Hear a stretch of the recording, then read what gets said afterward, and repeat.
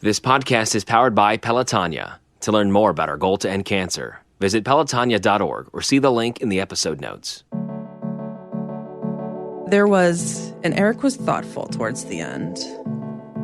He also left me a list that I needed to do. Go back to school and get my master's. The second was to get healthy. And then the last one was find somebody else. I mean, you can't tell somebody enough how much you love them. More, even though he was sick of it, because I'd always say, I love you more. And he's like, no, I love you more. As cheesy as that is. You never say enough, I love yous. Welcome to One Goal, a podcast from Pelotonia. We're a community that's dedicated to funding life-saving cancer research through a 3-day experience of cycling and volunteerism. I'm your host and ride community manager, Jill Lendino. Your journey with us to the finish line begins now. Through research, we will see an end to cancer. Thankfully, every single penny raised through our riders, virtual riders, and volunteers goes directly towards the solution. This is made possible by our major funding partners, the L. Burns Foundation, Huntington, the American Electric Power Foundation, and Peggy and Richard Santulli. It's because of them, all of our partners in this dedicated community, that all of this is possible. The Team Nationwide Peloton has raised over $1.1 million and counting as they list 60 strong. One of those volunteers changed to a rider because of another list. Except this list was incredibly personal. Sarah Yetzer lost her husband Eric. Before he passed, he gave her a list of 3 things to do. While Sarah has made impressive progress in the face of tragedy, she still isn't done with that list. To truly understand her journey, we need to get to know the enveloping and fun spirit of Eric. That's where we begin in this episode. Never enough I love yous. He was so vibrant and full of life that he didn't want to miss a thing. He was very involved with the nieces and nephews we had at that time. He would FaceTime them almost every day, especially when he was on chemo, because they go to daycares and they're like little germ laboratories. But he didn't want to miss anything, and he would hop on that FaceTime and talk to Kaylee and Aiden, and they would be so excited when Uncle Eric would call them. That was probably his best way of staying connected. Yes. And his soul medicine, right? Yes, very much so. Oh, that's cool. There's so many things that, patients who are going through, any type of disease, let alone stage 4 cancer, that you think, oh, can I do this to help? Can I do that to help? And sometimes it might just be a simple FaceTime that lifts their entire day. The cards he would get from people randomly. Really? So, and we started a Caring Bridge, which is like an online journaling system. So he is one of 4 boys, and both of his parents, I think, are like one of 12. It's a huge extended family. So trying to contact everybody, we use that as a method versus having to text message 90 people. And I think that was before you had the fancy slide. Oh, yeah. Phones, which is hard to think that didn't exist 7 years ago. Right. No, we've come so far. And how would that work? Would you update it together? Would he write? Would you write? We do a combination of both. Sometimes his older brother would take the reins because I was the one still working to keep the money coming in and the insurance going. So, and then towards the end, as part of his gift back to his family, he started writing letters to each of them and would post them every few days just to let them know how much they meant to him. So Eric was a carpenter on the side. One of his missions to make sure his nieces remembered who he was, he made them custom baby beds for their baby dolls out of oak pieces. It's like this little oak bed for their baby dolls. And I had him handwrite notes on the bottom of it to say, Kaylee, I will always be with you. Love, Uncle Eric. And sign and date it. I think the parents enjoyed that more than the kids. It's special to both of them. He's got several kids named after him. Really? Yes. His Aunt Heidi, Liam Eric. We have Erica Elizabeth. We have Cara Pauline, so she has his middle name. So he is very much still around.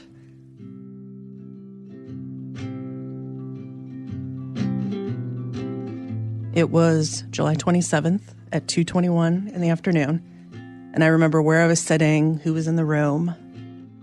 Ironically, it was sunny that day. the turning point was he kept having right shoulder pain. And he was always like in cars, lifting heavy things. And they just kept saying, oh, you pulled a shoulder, you pulled a shoulder. And finally, we went to the ER because he's like, something is definitely not right. And they started doing blood work. And they're like, oh, your white count is strangely abnormal and your blood count. And we need to get you some emergency blood and you're going to have to stay overnight.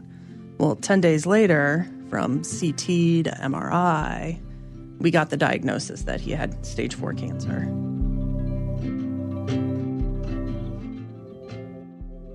And we had his mom and my sister-in-law, Rachel, who he loved dearly and who was also a nurse. So when my mom couldn't be there, they kind of rotated, it felt like. And that was hard. And Rachel, it's interesting how in such a traumatic moment, Rachel and I have this special bond. And she knew she had to go take care of his mom because your child was just diagnosed with cancer. I mean, I can't even imagine that feeling. Like, she would always tell me, I feel so sorry for you. I go, well, at the end of the day, I'm called a widow. There is nothing you can call a mother who loses a child. So we kind of separated so I could talk to Eric and let him know a diagnosis is not definitive. And I remember him asking, what are the numbers? What are the odds? And I said, you are not a number. Numbers exist for researchers. You are a human first, and we'll get through this. But I remember Eric clung to my mother more because she had been through cancer. And they developed a new special bond. And I know they would do secret texts and emails to each other. And he had no problem calling her mom. And she was like, yeah, he's my firstborn son. But it is extremely hard. The more you say it, like at first it's kind of like almost you're in denial, but the more you say it, the more real it becomes. But at the same time, you're like, okay, what do I need to do to get him through this? What's the next step? He had stage 4 colorectal cancer, FAP, familiary adenomatous polyposis. He had a grandfather that passed away from colon cancer, but he was older, like in his 60s, nothing else. So he was the first, and it's a genetic marker that happens from what I understood of it. And horrible. It's just cancer all through the digestive tract. And it primarily starts like in their teens. A lot of times you don't have symptoms. Or if there's symptoms, sometimes you don't even think about it. Like, oh, he would be like a regular bowel movement, and then it'd be off for a couple of days and then back and forth and that swing. And you just don't know what's normal. And I always encourage people, talk about things if you don't think that they're right, if something's off, because maybe something is off. At that point, had anybody close to you, besides your mom, had cancer? Had you been a caretaker for anybody in the past? That was really my true caretaking experience with cancer. So what did those 16 months look like? Every other week was chemotherapy. He would come in a full day at the James, get intravenous IV, and then actually have a take-home, almost like a purse, if you will, that had additional chemo that he would have to wear for another 2 to 3 days. And then a nurse would come to the house, unhook him, and he would be off of it for a week or two and then get hooked back up and scan every 2 months, I believe it was. So very intense. Very intense. Yeah. Got to know the nurses at the James very well, and they are amazing. Amazing. They are some of the best. So from your side as the caretaker and as his support system, how did you kind of go do in that process? Did you do a lot of research? Did you kind of adjust your lifestyle? How did that look? All of the above. It was such a big adjustment. Luckily, my mom's a nurse, so she was kind of my sounding board and would attend a lot of the meetings with us. Because, the medical, even though they try their best to break down the medical terminology, sometimes it's hard to hear everything all at once. Yeah. Like, I tell people now who have cancer diagnosis, take somebody with you, because you may hear one thing and you just focus on that one thing. Mm-hmm. So you need another pair of ears, or don't be afraid to record it so you can go back and listen, ask questions. Aunt Heidi would come clean the house for us, so we didn't have to worry about that. We had friends who would make suppers and just bring them over. They would come over and fires on the porch with us. He was into a lot of fairs. So every fair he could go to, especially to see truck pulls and racing derbies. He would be all in with that. We did have, towards the end when we knew it was getting close and the doctor was like, let's stop chemo, we did a family vacation with his whole family to Florida. I don't know how we pulled it off. It was a week to remember where all 10 of us, was it, I think like 8 adults and 2 kids under the age of 5 in one house. All the siblings got to do because we stayed in Naples, and we got to do just the siblings went out and we drove to Key West and had a sibling day. I don't know how he walked all of Key West with us. And little would we know he would be gone in less than 2 weeks. It was a very hard moment. And I didn't want to dwell on that hard moment because we had so many good moments. And that one moment does not define Eric. It does not define our relationship. It does not define who he was to his family. And I just remember after everybody had left and it was just me, my friend Anita, who came and stayed with me after everybody had left, I just started crying. And I have a dog that Eric bought me when I was 25. Little Sadie lady, an 8-pound miniature pinscher who thinks she's 80 pounds, who saved me, where I could tell her anything and there's no judgment on how sad and how lonely I was. How did you see, your husband's passing kind of changing your everyday life? It is so hard. I was not even 30 yet, and I was a widow. To say those words, so hard. It's still kind of hard. Like I said, if I go to a new doctor's office and they have that checkbox, like married, single, widow, and I'm like, and it's been far enough out that I'm like, do I mark widow? I mark widow. Eric deserves that. And some people will be like, oh, are you sure that's right? And go, yeah, I'm pretty sure. Pretty sure. I was there. Appreciate you. Thanks for asking. You check in. His nieces and nephews had a hard time with it. The whole family had a hard time. It was as amazing as FaceTime is. It's hard to tell 3- and 4-year-olds why they can't talk to Uncle Eric. Why can't they FaceTime him in heaven? That was a real struggle. And all of us struggled because we were so interactive with each other. And, anytime it was a nice day and Eric loved sports cars and he'd take his car out, he'd always be texting his brothers like, it's running great, or we need to do some fine tuning, or when's the next car show? Just to have that suddenly turned off was a big adjustment. But he also left me a list that I needed to do. Go back to school and get my master's. And he made me promise to go back and to get my master's. I did. The second was to get healthy. I found a running group.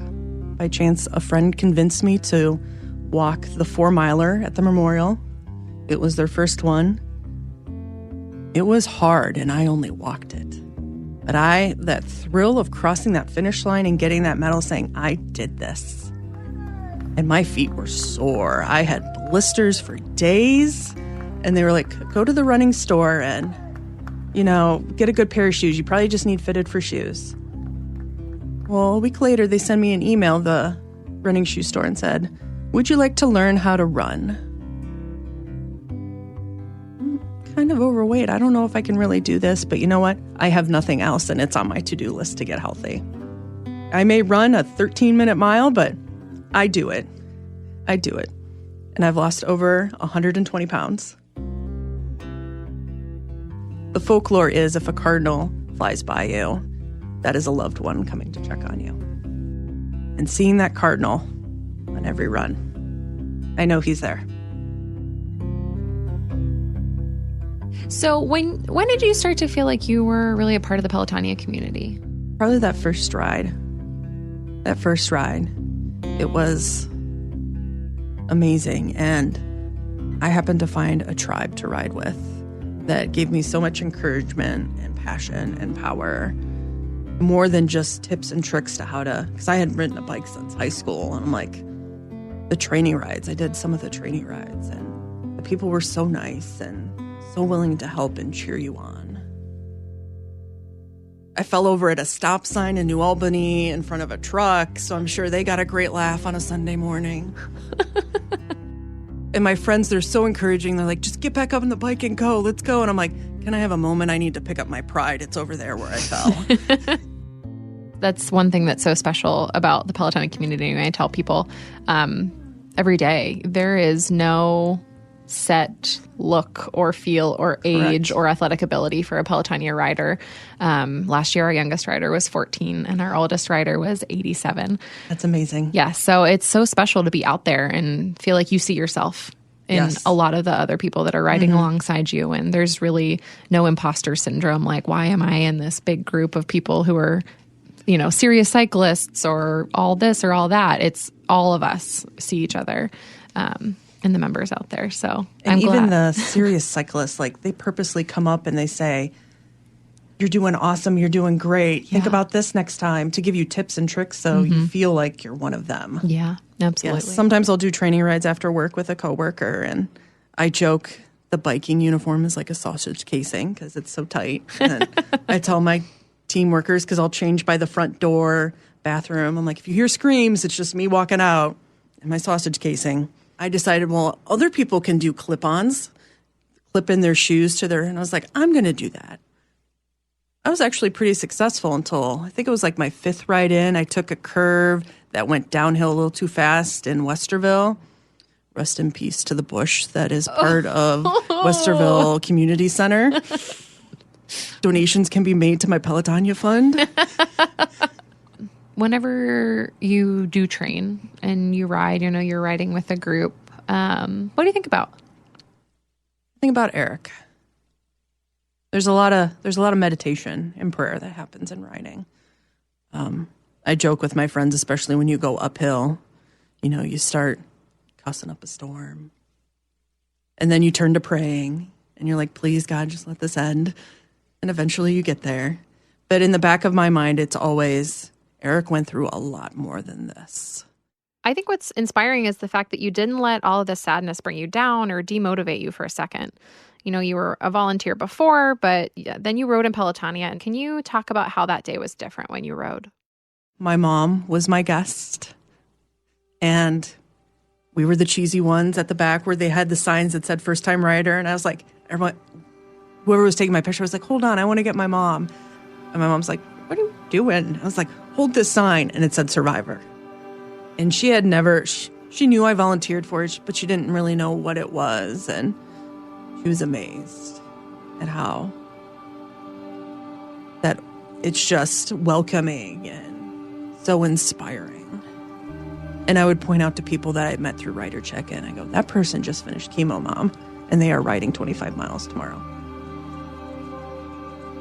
She was just in awe and so proud that these people do that and make turn something bad into good.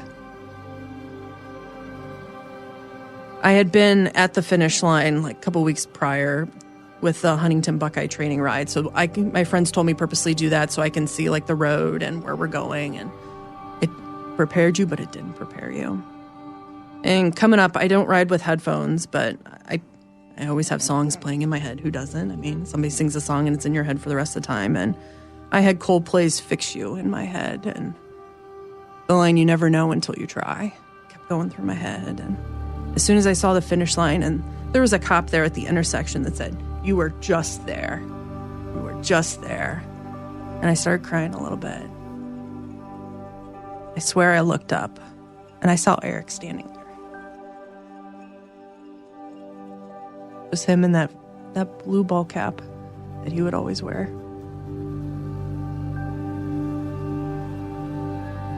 And then I blinked and he was gone. And then it was over and my mom was there. He was the first person I hugged. You've done an incredible job on the first 2 items on your list.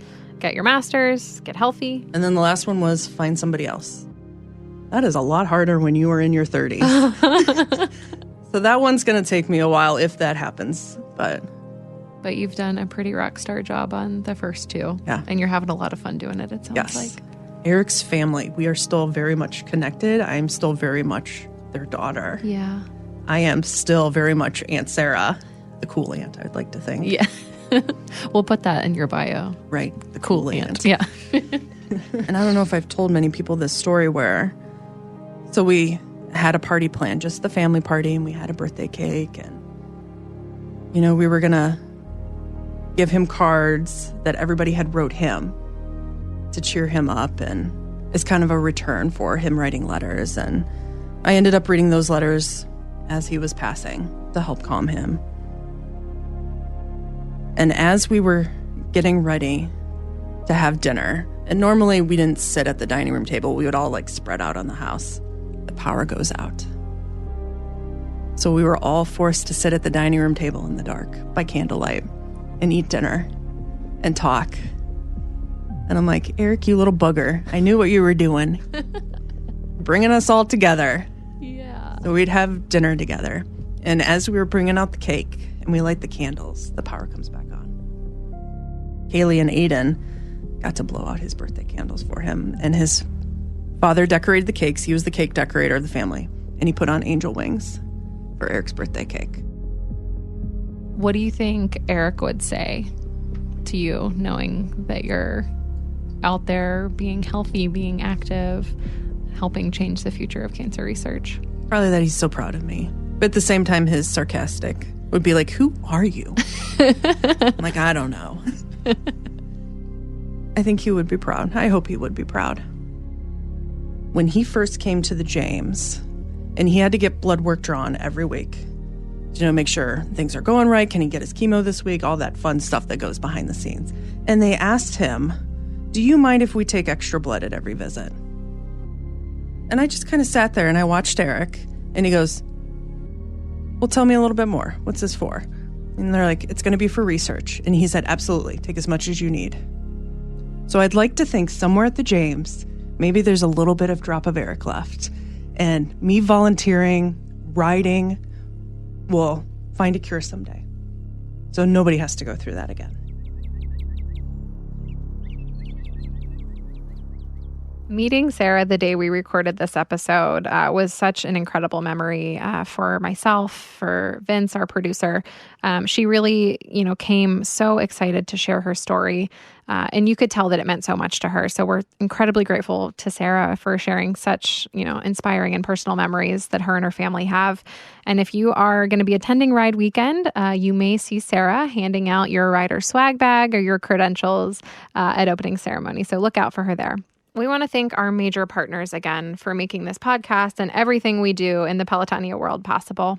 So thanks to the Alberans Foundation, Huntington, the American Electric Power Foundation, and Richard and Peggy Santulli. The Pelotonia community is incredible in every sense of the word. They are creative, they are passionate, and they are driven to raise funds, and they have a lot of fun doing it. So in Sarah's episode, we talked a lot about her quest and her challenge to get healthy and to start riding. And that's one of the main things that we encourage our community to focus on throughout the year is how they're going to train, how they're going to get comfortable riding in a group so that when Ride Weekend comes around, they're feeling comfortable and they're feeling confident. So there's a bunch of really great training rides out in the community, but I wanted to highlight one in particular. So our ride community coordinator, Olivia Rositz, is here to share a little breakdown of a really great training ride that the community has access to. So there is this event that's hosted each year by Mike Perry, training guru in the community. Everyone knows him. He hosts amazing training rides even throughout the years during the weekdays for beginners. I mean, he is the one who can get you out on the road and feeling comfortable. But one ride he hosts in particular that's just become famous over time is the Velvet Ice Cream Ride. And that started back in 2010.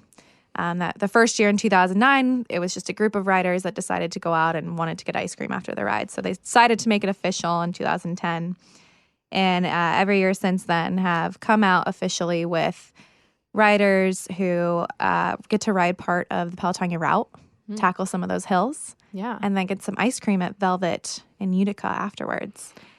And in 2019, they grew all the way to almost 400 riders. 400 riders. Yeah. That is a huge ride. I mean, we can't express enough that it's hard enough to get 5 or 10 people out on a bike, but they actually organize a full course. They have support, they have food donated. It's really safe, but it's just fun. They get all of these riders together who may have never had the chance to meet before then. They get the chance to hang out afterwards at the finish line party. So yeah, just an incredible amount of thanks that we owe to Mike and to his team COPC, for hosting this incredible event every year. And they raise a lot of money doing it. How much did they raise? They raised over $14,000 in 2019. $14,000. It's a lot of money. It's incredible. And it's a one-day fundraiser. It's hot outside, and they get a group of people out there who can brave the heat and have a great time. There's ice cream at the end, so I would ride for ice cream. Yeah, they even make special jerseys. Yeah. So it's a great way to get out there, get some training in before ride weekend, and have a good time. All right, cool. Thanks so much for sharing, Olivia. Let's stay tuned for a preview of our next episode. My mom picked up the phone, and I sort of had a pattern of calling once a week, and still to this day, I call my parents every Monday night, and I don't generally call them outside of that time frame. And so I was calling on a Friday night. You could tell she was curious as to why I was calling to begin with. I said, "Can you also put Dad on the phone at the same time? I want to tell you both at the same time." And she knew, like in an instant, something was wrong. And I said, I have cancer. It's going to be fine. A couple hours later, they showed up at the hospital. And it was, from that point on, a complete whirlwind 48 or 72 hours. You've been listening to One Goal, a podcast from Pelotonia, hosted by me, Ride Community Manager Jill Andino, with interview production and scheduling by Marketing Communications Manager Emily Smith. Produced, mixed, and sound designed at the studios of Westler Media by Vince Tornero. Additional mastering by Joey Gerwin at Orange Judio. Special thank you to all of our guests for being so open and willing to share their stories.